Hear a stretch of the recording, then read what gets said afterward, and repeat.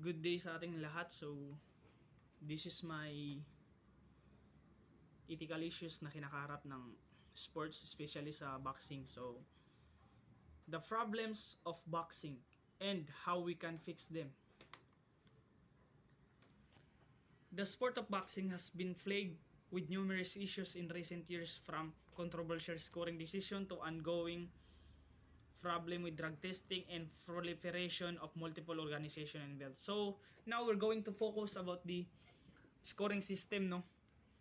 Kasi dito daw talaga ito yung pinaka controversial sa lahat ng controversial sa boxing, itong scoring system na mayroon daw bias. So which is the bias is belong siya sa ating ethical issue. So and also itong drug testing. Pero itong magbigay lang ako ng konting halimbawa and explanation about this drug testing sa boxing, no. So drug testing sa boxing is like that na hindi masyado ganun kang consistent yung, so although dinadrug test nila every fight, but there is a time na hindi talaga dinadrug test sila during training, ganyan. Pero during the match, before the match, dinadrug test talaga yan sila. So ang problem dito is dahil daw sa yun nga, hindi consistent yung pag-drug test. For example, pag wala pang laban, hindi sila dinadrug test. So ang nagkakaroon ng problema is may nagpapositive sa kanila kasi may gumagamit talaga. So alam naman natin yung effect ng drugs or mga iba pang substances na iniinom ng tao, which is illegal, is iba talaga yung tama sa katawan natin. So ito nga is, ang example dito is nagpositive sa drugs is itong isa dito si Canelo, yun. So nung nagpositive siya sa drug, 8 months siya na gipapahinga. Pero yun, parang para sa akin parang hindi rin masyado mabigat yun na parusa, yung 8 months na pag-ban sa'yo. So ang solution dito is kailangan daw ng magda-drug test sa kanila ng kumbaga consistent, hindi lang during match. So next is the proliferation of multiple organizations and belts. So itong na nga, nagsilabasan ng karaming organization sa boxing. So example nito na nagka-conflict is the for example is welterweight natin is dalawa yung champion. Halimbawa na lang natin itong si Terence Crawford pati si Spence. So alam naman natin na si Spence is champion siya into parang tatlo ata na organization, like yung WBA or the World Boxing Association, WBC or World Boxing Council, and IBF, International Boxing Federation. While si Terence Crawford naman is champion siya sa WBA or World Boxing Organization. So yun na nga. So makikita pa lang natin parang si Spence doon is parang lamang na talaga, kasi imagine tatlong organization champion sa dun, which mean malakas. Pati itong pero itong si Terence Crawford naman sa WBO lang, so champion. So pag i-match sila, parang sobrang hirap na i-match, kasi parang ganun nga, parang parang ito automatic champion na to. Pero hindi ganun yung naging nung naglaban sila, hindi ganun yung naging result. Nanalo si Terence Crawford via knockout. So yun, next tayo sa focus tayo, balik tayo ulit sa topic natin. So in this essay, we will examine these issues and propose potential solution in order to help fix the sport of boxing. So, ano kaya yung magiging solution nila dito sa scoring system ng boxing, na which is na may bias daw. So, let's go. Scoring system. One major issue in boxing is the current scoring system, which has been criticized for being subjective and open to bias. So, yun na nga yung sabi ko sa inyo kanina. Open talaga ito into bias, kasi hindi naman natin nakikita yung score ng judges, di ba?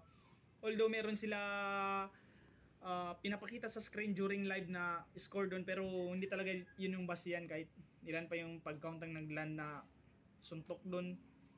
Yun lang pinapakita sa atin yung minor lang na kumbaga scoring doon. So ito na nga. So ang halimbawa ng bias judges na to, marami na itong isa sa mga halimbawa sa bias judges na ito na nakatanggap, kumbaga controversial masyado na laban, is the Canelo versus Triple G na laban. So according sa marami, so Triple G to be winning, but one of the judges, Adelaide Verde, ruled 118 to 110 in favor of Canelo, which has patently absurd.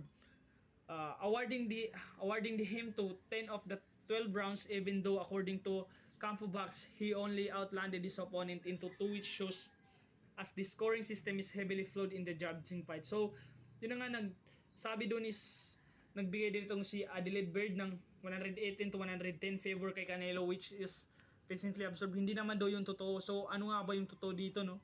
So, yun na nga, di ba, after ng fight, after ng 12 rounds, hindi naman natin makikita yun kung sino talaga yung pag-count nila. So, minsan isa siguro sa reason while may bias is baka nabayaran yung judge or nabayaran, or yung iba is para mas makakuha sila ng maraming pera, they need to protect the record of the one boxer para into next fight is mas malaki naman yung kikitain nila. So, isa yun sa nakikita ko na reason. So, yun na nga. So, yun ang isa sa pinaka-issues talaga is itong bias sa scoring. So, hindi lang ito sa boxing na sports, pati rin sa ibang sport. For example, yung sa medyo ilapit lang natin dito sa atin. For example, yung barangay lang na laro, for example, is the basketball. So, ayun, yung iba kasi ayaw talaga magbatalo yung pride, no?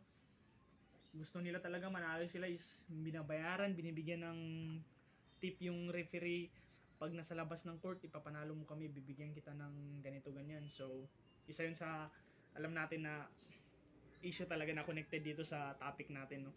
So, yun, for example, ako yung or ikaw na taga-barangay, ka-barangay nyo lang din yung referee, tapos yun na nga, binayaran mo para manalo kayo. So, syempre, hindi siya mag-i-stricto sa inyo, mag-focus siya sa opponent nyo na kahit konting mali lang is kukuhanan niya ng violation. So, isa yun sa example na makonect natin dito sa boxing na itong sa bias nga. Ito rin, isa pa sa example is itong si laban ni Timothy Bradley versus Manny Pacquiao 1. So, isa ito din sa pinaka-controversial na laban na sinabi talaga ng marami na panalo daw talaga dito si Manny Pacquiao. Pero, yun na nga, sabi nila is dinaya daw talaga si Manny Pacquiao dito. So, ayun na nga is, alam naman natin yung susunod na nangyari sa Timothy Bradley 2, Timothy Bradley 3. So, kita naman natin doon, natalo talaga itong si Bradley, no? So, next is how we can fix it. One potential solution to this problem is the adoption of the open scoring system. In an open scoring system, the judges' score are made public after each round, allowing both fighters and the audience see the accessibly how the judges are scoring the bout. Ito na po yung solution, ilalive na lang daw yung scoring system ng boxing, no? Para daw makita talaga ng mga tao na walang bias. So, yun na nga, oo naman, walang bias, pero ang isa sa problem naman nito, para maiwasan daw yung controversy na yun, yung parang may bias daw is ilalive. So, ngayon ang problema ngayon is it can be that argued that open scoring will cause complacency in the fight if one of the fighters are ahead and can cause boring late rounds of the fight. For example, ako na boxer, for example, boxer ako, tapos may kalaban ako, siyempre nakita ko dun sa scoring na lamang ako. So, ang gagawin ko is magtakbo-takbo na lang ako dun sa ring para maprotektahan ko pa rin yung kalamangan ko. Hindi ako magpapatama sa kalaban. Pag lalapit yung kalaban, tatakbo ako agad, di ba?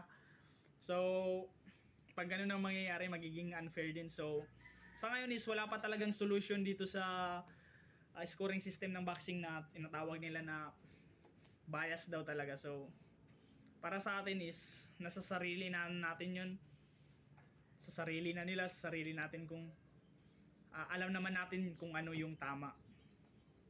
As sports science students, exercise and sports science students, at least this course is can help me how to show a sportsmanship and give the basta sportsmanship. So that's all, and thank you.